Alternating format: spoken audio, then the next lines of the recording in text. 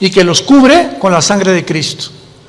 Y cuando olvidamos que eso es lo más importante, como decía mi esposa, adoctrinarlos, enseñarles la Biblia, mostrarles cómo pueden defenderse espiritualmente. Un muchacho que ora en la mañana: Padre, en el nombre de Jesús, soy tu hija, soy tu hijo, y me librarás del lazo del cazador, de la peste destructora. Tú cuidarás mi vida, cuídame en el camino, cuídame en el camión de hombres perversos, etcétera, etcétera. Dios contesta la oración. Eso es lo que tenemos que enseñarles a nuestros hijos: saber cómo orar y cómo usar las armas espirituales para poder deshacer los instrumentos de Satanás.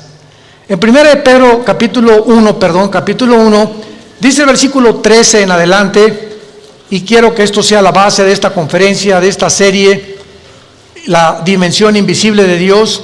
Por tanto, ceñid los lomos de vuestro entendimiento. Voy despacito. Esta frase, ceñid los lomos, se encuentra continuamente en el original griego, y es una frase que en español como que, ¿qué significa ceñid los lomos? Entonces, esto significa que determinemos ya, que apretemos como apretamos el cinturón para sostener nuestros pantalones, que ya determinemos en nuestra mente entender la santidad. Entender la santidad. Es lo que significa ceñid vuestros lomos. Ya, por favor, aprieten su mente, hagas firmes tus convicciones, sean sobrios y esperen por completo en la gracia que se os traerá cuando Cristo sea manifestado. Esto es importante. No van a acabar las violaciones, no van a acabar la prostitución, no va a acabar la pobreza, no van a acabar las depravaciones sexuales, no van a acabar las guerras. Dios no nos envió a este mundo a cambiar completamente la sociedad, sino a detener el flujo y la fuerza de la maldad. Por eso se nos llama la sal de la tierra. Pero no vamos a acabar nosotros con la maldad. Hasta que Cristo regrese, Él va a acabar con la maldad. Mientras estemos en este mundo, vamos a enfrentar maldad.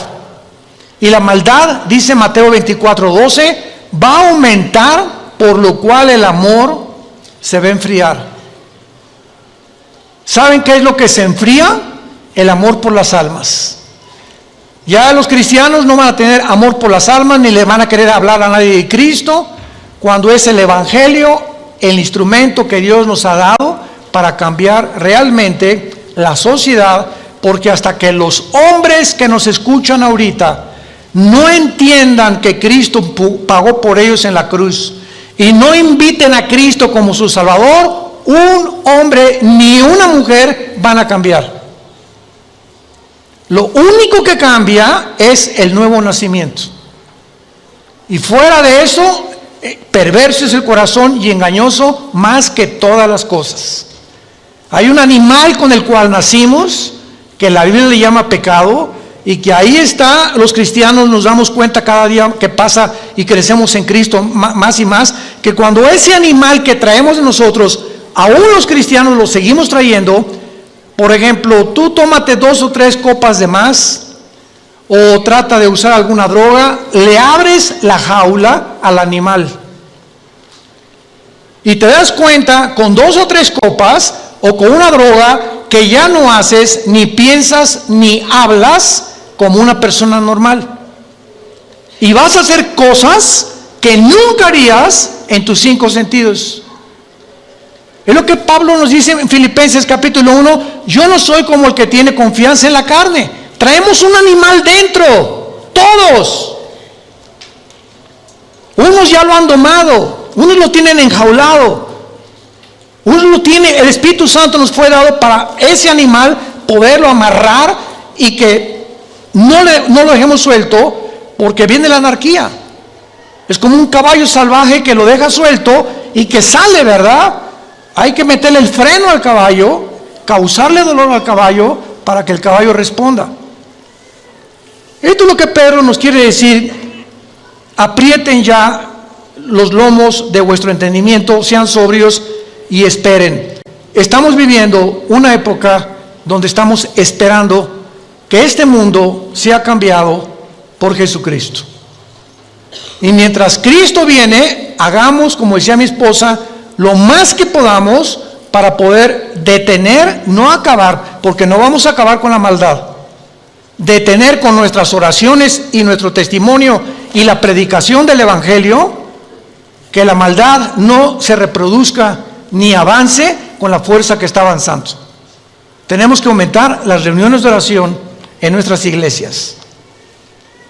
Versículo 14, como hijos obedientes, no se conformen a los deseos que antes teníamos estando en vuestra ignorancia. Antes de ser cristianos, los hombres, ¿verdad? La mayor parte de los hombres están acostumbrados a ver a una mujer y comérsela con los ojos.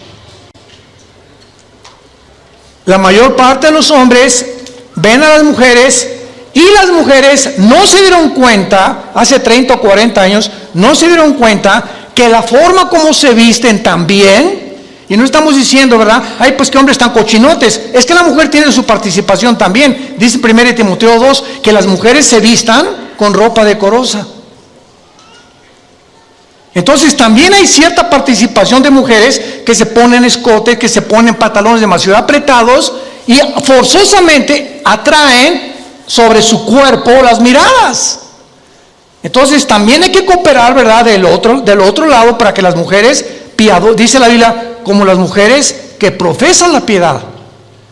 Ahora, si tú eres cristiana, vas a cambiar tu manera de pensar y te vas a vestir de una manera que no traigas la atención sobre tu cuerpo. Nada de minifalda, ni el escote por acá, ni pantalones demasiado apretados, ¿verdad? Ni coqueteos, ni mucho menos, porque los hombres responden inmediatamente ante estas tentaciones. Entonces, es lo que Pablo quiere decir. Seamos obedientes, tanto los hombres como las mujeres. Las mujeres que se vistan con ropa decorosa y los hombres en Cristo comenzamos a entrenar nuestros ojos. Pasas por un puesto de pornografía o vas a la playa, ya viste un bikini, ¿verdad? Hay playas donde ya no usan ni siquiera el brasier las mujeres. Ya la viste, pues ya no lo puedes impedir. No la veas 2 veces. No la filmes. Ya la viste, y eso requiere entrenamiento. Volteamos y ya no quiero pensar en eso, no quiero seguir viendo eso. ¿Por qué? Porque me va a hacer daño. Me va a hacer daño y ese daño me va a provocar que yo vea a mi esposa con otros ojos. O que comience a desvalorizarla a ella porque creo que hay mejores cuerpos que la de ella. Y entonces viene una guerra interna donde ese animal nos vence. Y Cristo lo dijo en Marcos 14:38, velad y orad, manténganse en oración, velad, mantente despierto, porque estamos rodeados de tentaciones, películas, series, pornografía, revistas, por todos lados estamos inundados de pornografía, de inmoralidades. Entonces tenemos que entender eso, seamos obedientes y Dios nos va a bendecir. Seamos obedientes. Y dice la Biblia, y este es el tema de nuestra conferencia en esta mañana, versículo 15, sino como aquel que os llamó es santo. El llamado es de un Dios que hizo los cielos y la tierra, y la Biblia lo describe como algo santo. Y la palabra santo que vamos a desarrollar en esta mañana, y la santidad, no es lo que tú creías que significaba. Como aquel que nos llamó es santo, dice la Biblia, sean ustedes, nosotros los cristianos, santos en toda. Cuando te levantes, sé santo. Cuando te bañes, sé santo. Cuando vayas al trabajo, sé santo. Cuando te subas al metro, sé santo. Cuando llegues a tu casa, cuando estés en tu trabajo, sé santo en toda tu manera de vivir. Y cuando comprendamos por qué Dios anhela que nosotros comprendamos por qué Él es santo y por qué debemos ser santos, va a cambiar radicalmente nuestra vida, como he orado en esta mañana que lo haga. Y el versículo 17 dice, y si invocamos por Padre aquel que sin acepción de personas juzga según la obra de cada uno, condúzcanse en temor todo el tiempo de vuestra peregrinación, sabiendo, recordando que el precio que se pagó por nosotros fue la sangre de Jesucristo.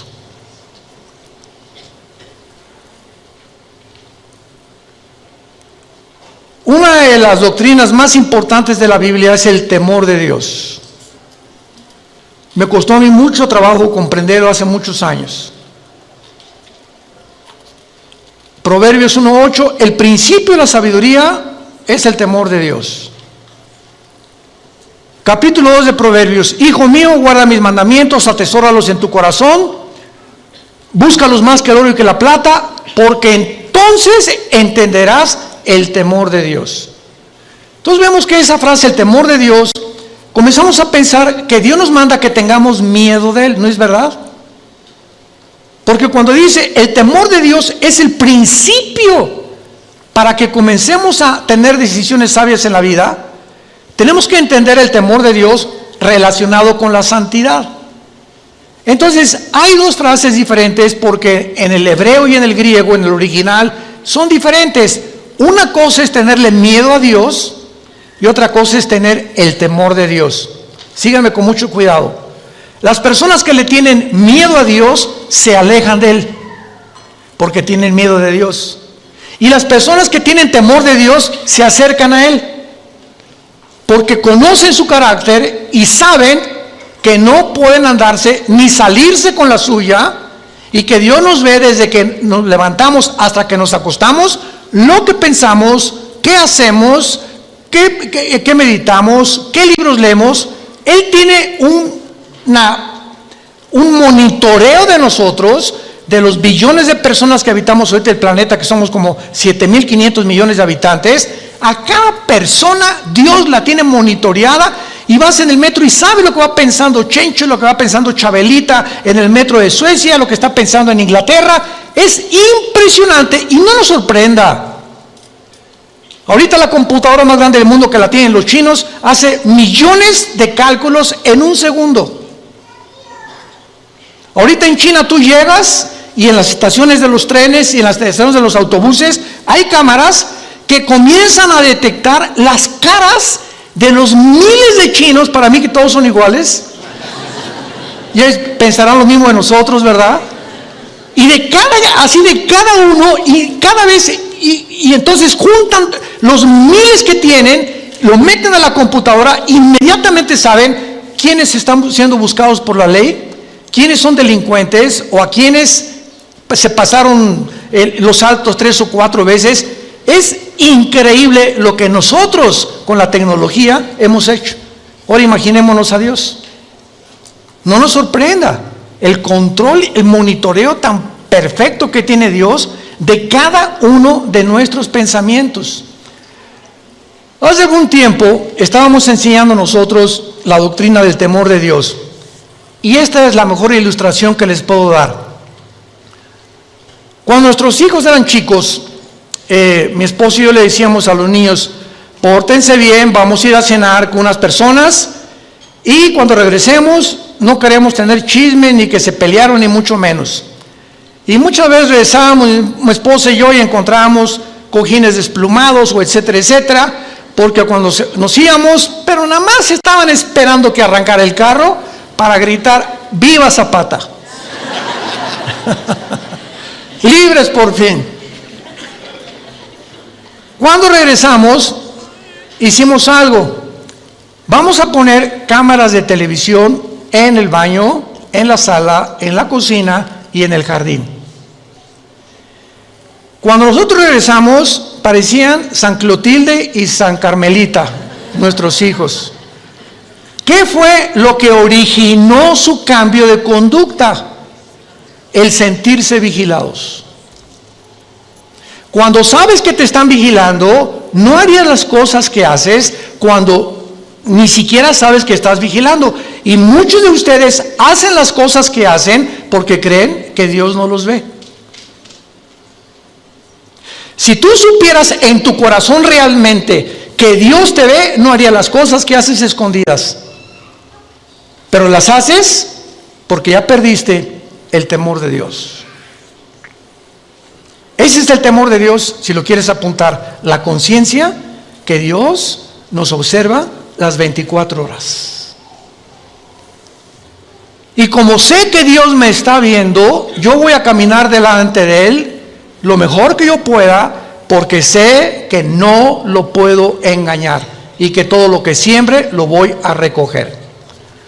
Ahora, muy bien, este concepto del temor de Dios y de la santidad de Dios, desgraciadamente la religión popular comenzó a promulgar que la iglesia, me refiero al Vaticano desde luego, tenía o se podía adjudicar el derecho de hacer santas a las personas. Y entonces, a través de muchos siglos, se moría una persona, se llamaba Carlos, y entonces Carlos fue o monje o fue monjita Cleotilde, etcétera, etcétera, y se investigaba que hiciera milagros, entre comillas, quién sabe si son o no son, y entonces la iglesia determinaba santificarlo o beatificarlo. La iglesia se adjudicó el derecho de ella determinar quiénes son santos y quiénes no son santos. En otras palabras, nosotros vamos a declarar santos a los que nunca rompieron ni un plato, o los que consideramos, aunque no los observábamos día y noche, ni sabíamos lo que se hacía en el convento. Simplemente entre Madrid y otro convento en España encontraron más de 100 fetos, entre el convento de monjitas y el de los hombres, los monasterios de los hombres. ¿Por qué? Porque hacían túneles y se metían como los topos, rascándole con las monjitas. Y las monjitas se embarazaban, nadie sabía, ni la madre superiora, y enterraban y abortaban. ¿Por qué? Porque se prohibió que se casaran. Porque para poder servir a Dios tienes que encerrarte en un lugar y nunca casarte. El voto del celibato sacerdotal. Todas estas barbaridades que ya cuando venimos a la Biblia las comenzamos a comprender. Venimos a la Biblia y encontramos en la primera carta a los Corintios, en la segunda carta a los Corintios, en el libro de Éfeso, en el libro de Filipenses, de Colosenses, de Gálatas, todas las cartas comienzan: Pablo a los santos de Corintio, Pablo a los santos de Éfeso, Pablo a los santos. Vemos en la Biblia que Dios declara santos a los que han invitado a Jesucristo como su Salvador. Y la palabra santo, por el amor de Dios, apúntala en el original hebreo y en el original griego.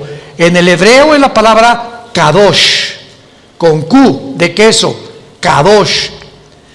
Y en el griego es la palabra que se usó para poder decir agios con H y G de gárgara.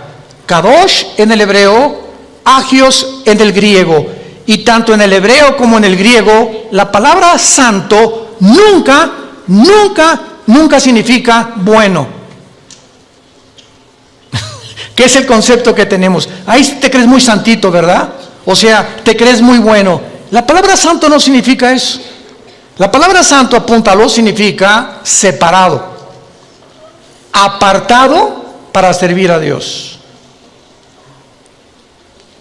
Cuando Dios nos dice, sean santos porque yo soy santo, tenía Dios que enseñarlo desde el principio con el pueblo de Israel. Dios agarró al pueblo de Israel y se lo trajo a un monte que se llama el Sinaí. Ahí en el monte Sinaí le dijo a Moisés: sube tú nada más allá arriba a la punta conmigo. Después subió Josué y al pueblo le dijo Dios que se queden a la mitad, porque el que se acerque a la montaña muere. Y comienza Dios a asociar la santidad con la muerte. En otras palabras, ustedes tienen que entender que yo soy una entidad. El Dios de la Biblia no es igual a ninguno de nosotros. ni a los ángeles, ni a los querubines, ni a los serafines. Es algo completamente separado de todo lo que Él creó. Y por ser tan diferente de todos nosotros y de todo lo que Él creó, sus pensamientos no son iguales a los nuestros. Las cosas que Él hace no son las cosas que nosotros hacemos. Son un abismo de diferencia entre las dos, entre la santidad de Dios y el pueblo que somos nosotros. Entonces, cuando suben al monte Sinaí, Dios comienza a enseñarles que las personas que se acerquen a Él tenían primero que purificarse, tenían que limpiarse, porque cuando se acercaran a Dios, Él no era igual que nosotros. Dios tenía que hacernos entender que somos pecadores, que tenemos maldad, que tenemos un animal dentro, y que antes de que yo me acerque a Dios, necesito decirle, Señor, 1 Juan 1, 8 y 9, si confesamos nuestros pecados, Él es fiel y Él es justo para limpiarnos de toda maldad. No nos atrevamos a acercarnos a orar o a pedirle a Dios dar un mejor trabajo. Hermano, por favor, ayúdeme porque mi esposo es una bestia, y etcétera, etcétera. Hermana, ¿y usted cómo está? ¿Usted vive en santidad? ¿Usted está cerca de Dios? Porque usted me viene a decir que su esposo es esto y el otro, pero me importa usted, porque es la tendencia de nosotros primero tratar de arreglar la vida de los demás cuando nuestra propia vida está de cabeza. Entonces así no vas a poder cambiar a tu esposo ni tu esposa a tu esposa. Tenemos que comenzar a cambiar nosotros para poder efectuar un cambio con la persona que vive a nuestro lado. Muy bien, veamos este concepto entonces de la santidad poco a poco, porque ¿de qué manera es Dios diferente a nosotros? La respuesta es en todos los aspectos.